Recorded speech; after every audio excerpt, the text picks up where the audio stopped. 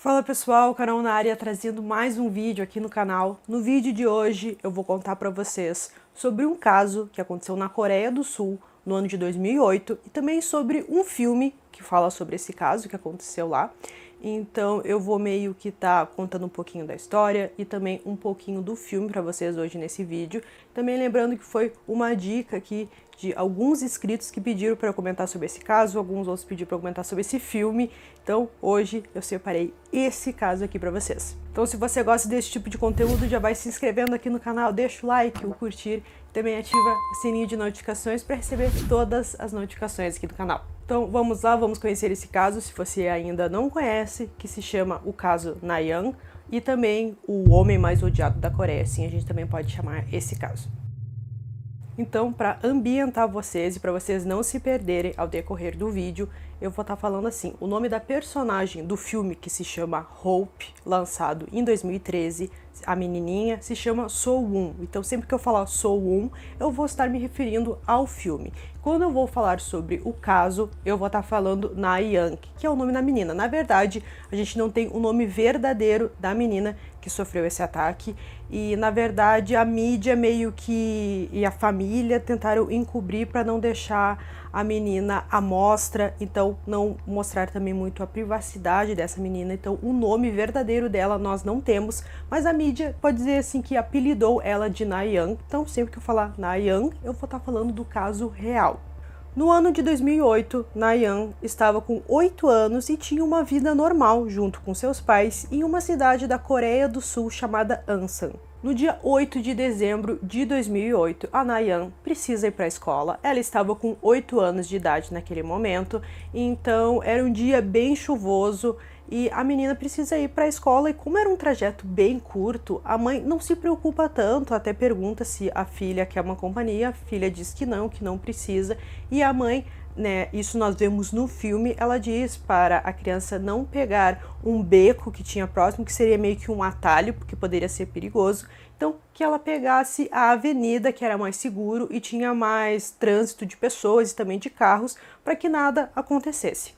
Então, a Na-Young está se aproximando da escola quando um homem para na frente dela. Naquele momento, a rua estava bem vazia, como a gente pode ver no filme, e esse homem, ele fala que o guarda-chuva dela é muito bonito e que se ela poderia emprestar esse guarda-chuva para ele, já que ele estava completamente molhado.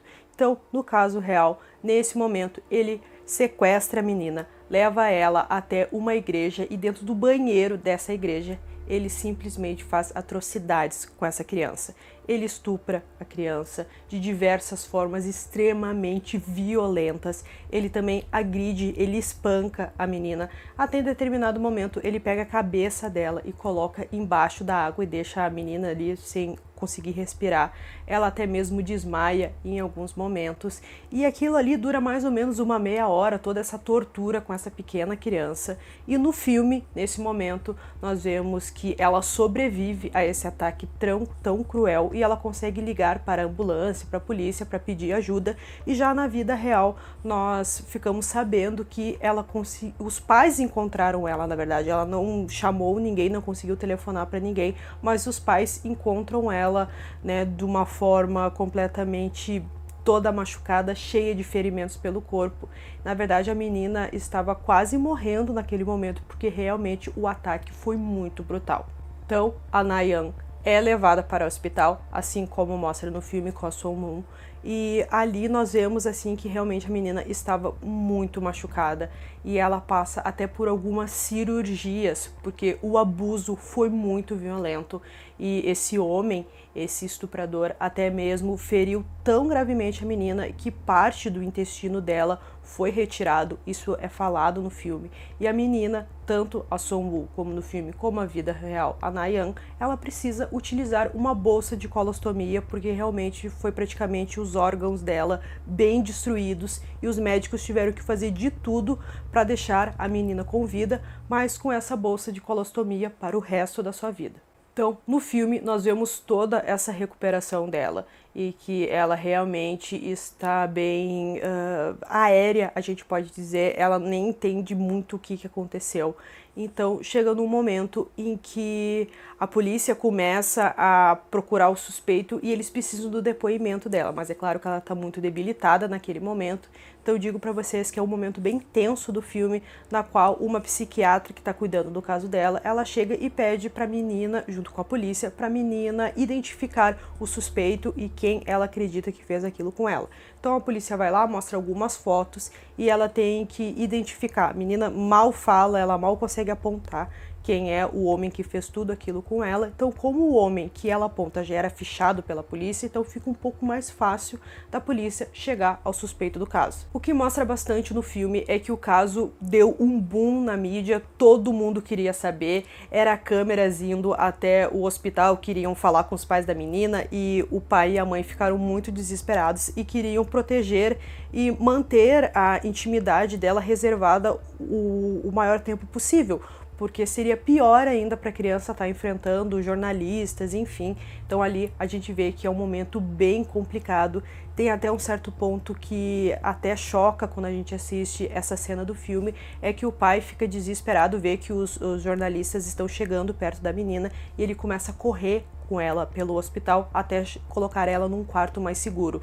Só que nesse momento a bolsa de colostomia dela vaza e ela fica com muita vergonha daquilo que está acontecendo e o pai diz para ela não se preocupar, que é para ficar tudo tranquilo, que não tem nenhum problema, que o pai dela ia limpar, e ele fica em cima dela, em cima da cama, tentando limpar, e naquele momento ela relembra de tudo aquilo que ela viveu, ela começa a gritar, ela fica desesperada, porque aquele trauma que ela ficou daquele homem mau, como ela chama, que fez aquilo com ela vê em toda a imagem masculina. Então o próprio pai, por ser um homem, ela ficou muito nervosa e todo homem que ela via remetia àquilo que ela viveu naquele dia.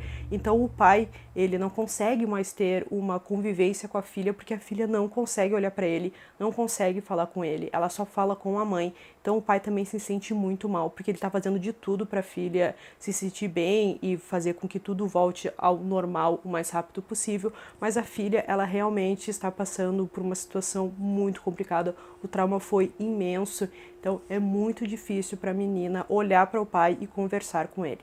No filme não é dito, mas na vida real, a Na-Young passou cerca de 8 meses se tratando, ficando no hospital, e também ela teve depressão e o estresse pós-traumático, que foi aquele momento que eu também contei antes para vocês, de não conseguir falar com o pai, enfim. Então foi um tratamento super longo que ela teve, ela não podia ir para a escola, ela não podia brincar, ela não podia fazer nada de diferente, até mesmo porque ela tinha que se acostumar com aquela bolsa de colostomia, que com certeza não é nada agradável.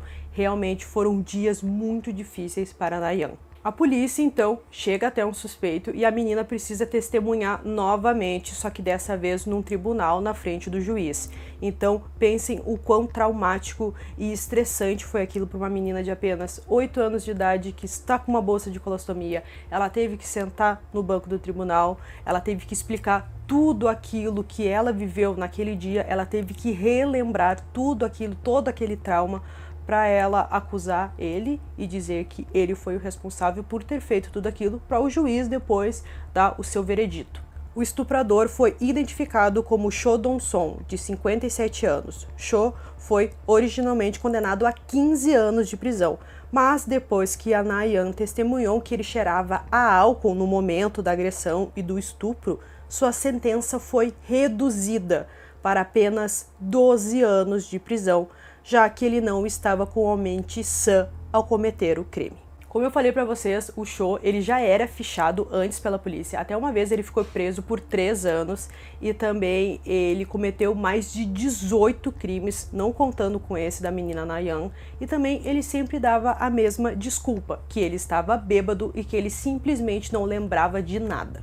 Como eu falei para vocês no início do vídeo, o caso aconteceu em 2008. Então, como ele pegou 12 anos de prisão, em 2020, em 12 de dezembro, ele foi solto e ele voltou a morar na sua casa com a sua esposa, que ficava a menos de 1 quilômetro da casa da vítima. A Na-Young continuava morando na mesma casa, então ele ficava, o estuprador dela ficava cerca de 1 quilômetro muito próximo da casa dela. Aquilo mexeu muito com as pessoas da cidade, principalmente com a família da Nayan. Então, eles decidiram se mudar e ir para outro lugar. Eles não queriam isso. A Nayan ficou muito triste porque ela já tinha uma amizade ali, ela não queria abandonar os seus amigos, mas infelizmente ela, a vítima, teve que sair e ir para outro local porque simplesmente o estuprador dela, aquele cara que fez tudo com ela, que deixou ela não ter mais uma vida normal, simplesmente voltaria a morar a cerca de 1 quilômetro da casa dela. Isso realmente chocou muito mesmo a população. A população ficou muito revoltada. Até mesmo nem queriam, nem deixaram o carro que estava levando ele para casa chegar na casa, porque a população ficava na frente do carro. Eles também gritavam que era para executar ele ou até mesmo castrá-lo. Então realmente foi uma revolução naquele dia na cidade, porque a população não aceitava isso. Ele vai ficar por um tempo utilizando uma tornozeleira em liberdade condicional. Então a polícia vai ter meio que um controle do que ele estiver fazendo, mas mesmo assim já teve casos de ex-presidiários que utilizaram a tornozeleira e conseguiram até mesmo fugir da Coreia.